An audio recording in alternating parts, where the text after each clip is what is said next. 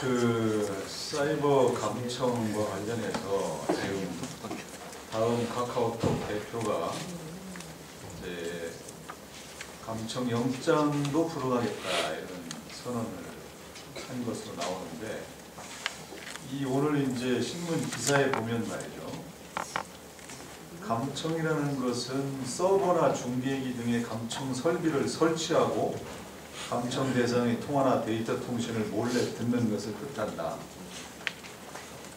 하지만 카카오톡 서버에는 감청 설비가 설치되지 않아서 실시간 감청은 불가능한 상태였다. 다음 카카오는 감청영장의 취지에 부응하기 위해 일정 기간의 대화 내역을 모아 수사기관에 전달하는 방식으로 감청영장 집행에 응해왔다. 이렇게 되어 있습니다.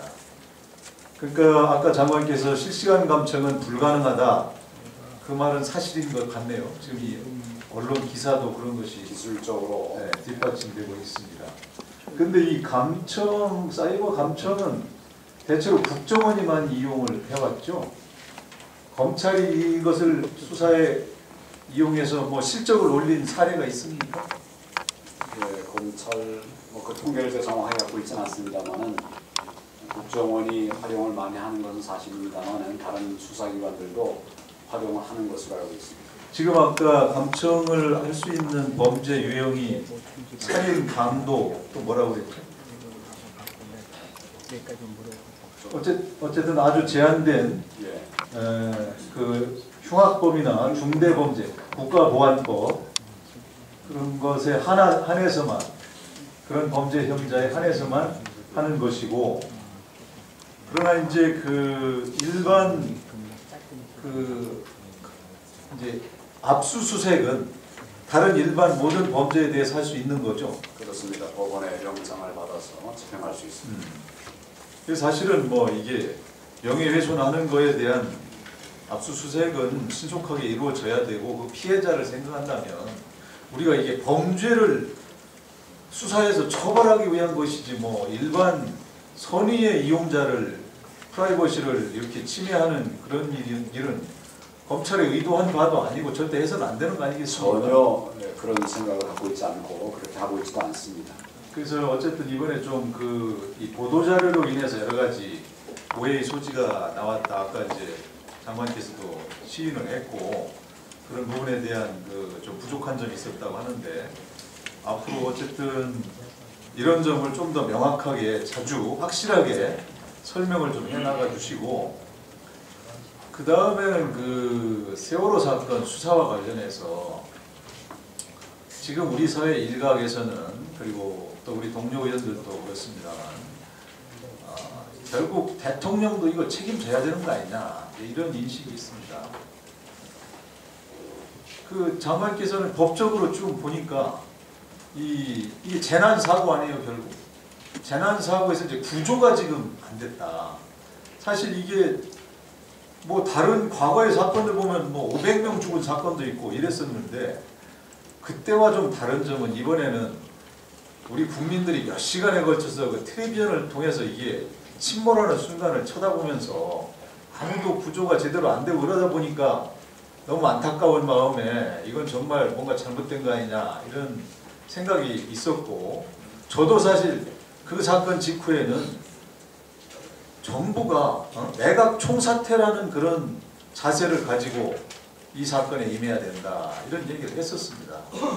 그런데 어때요? 지금 이 구조에 대한 법적인 책임이 어디까지 있어야 되는 겁니까?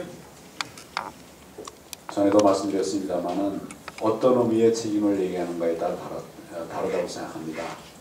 사법적인 책임, 형사 책임을 묻기 위해서는 책임을 묻기 위한 법리와 증거가 필요한데, 그 부분에 대해서 검찰이 최선을 다해서 수사를 한 것으로 그렇게 알고 있습니다.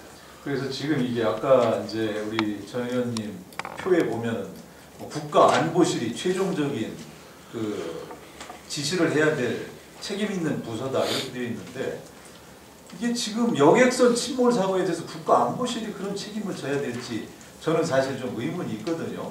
그러니까 중앙재난안전대책위원장이 거기에 대해서 지휘해야 될 어떤 책임이 있다면 제가 이해가 가겠는데 그런 점들은 좀 의문이 있고 그래서 그런 거에 대해서 법적인 책임, 지휘 책임의 최종적인 실질적인 책임을 져야 될 부서는 어디까지인가 이런 것들을 좀 명백히 좀 국민들이 알 수 있게 해줬으면 좋겠고 그 다음에 그 사고 직후에 대통령께서 텔레비전에 나와서 말씀하셨습니다.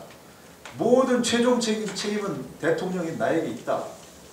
저는 그게 사실 그런 구조하지 못하는 장면을 지켜보면서 우리 모두가 안타깝게 생각하고 그러다 보니까 정치적이고 도의적인 책임이 이 나라의 대통령인 본인에게 있다는 얘기를 한 것이다. 그렇게 이해를 합니다. 대통령은 원래 형사 책임이 재임기간 면제되는 거 아닙니까? 어차피 수사해도 책임을 물을 수가 없는 것인데 그러나 또 한편은 우리 국민들 누가 이 사건이 대통령 책임이다. 대통령이 구조를 잘못해서 사람이 이렇게 죽게 됐다. 이렇게 생각할 국민이 몇 명이나 있겠어요. 그래서 정부에서는 법무부 장관께서는 이런 경우에 구조 책임에 법적으로 또 행정적으로 최종적인 그 위기에서 어느 부서가 그런 거를 지휘해야 마땅하다. 이런 걸 어느 정도 좀 이렇게 설명을 해주고 그런 것들이 좀 이 세월호 사건 수사 결과 발표에서도 좀 부족하지 않았나 그런 생각이 듭니다. 그래서 그런 것들에 대한 이 해명이 좀 필요하지 않나 어떻습니까, 장관께서? 누구에게 구조 책임이 있다라고 검찰이 판단한다면 그것은 기소를 전제로 할 것입니다. 기소를 전제로 하지 않고서는 책임을 이야기하기가 매우 곤란할 것입니다. 그런 것 때문에 그 세월호 침몰로 인한 희생의 형사법적 책임이 누구에게까지 있느냐 이 부분은 저희는 증거로 말할 수밖에 없다는 점을 이해해 주시기 바랍니다. 그러니까 그런 설명이라도 좀 더 한 번 더 그냥 누구누구가 이제 형사적인 책임이 있어서 우리가 이번에 기소했다 딱 끝낼 게 아니라 세간에서 나오는 이런들에 대해서는 법적으로는 도저히 책임을 물을 수가 없어서 수사를 할 수가 없었다. 예를 들면 지금도 해경청장을 왜 구속하지 않느냐 일반 국민들은 그렇게 생각하고 있습니다. 그러면 해경청장을 왜 구속하지 못하는지 설명을 해줘야지. 그런 것이 훨씬 이 사건에 대해서 국민들이 이해하고 가는 데 도움이 된다 이런 생각을 하는 것이고 검찰이 법무부가 항상 증거로만 말할 수밖에 없고 증거로만 수사할 수밖에 없지만 때로는 정무적인 판단도 필요하다. 저는 그렇게 생각합니다. 위원님 말씀을 인용하도록 하겠습니다. 네, 이상입니다.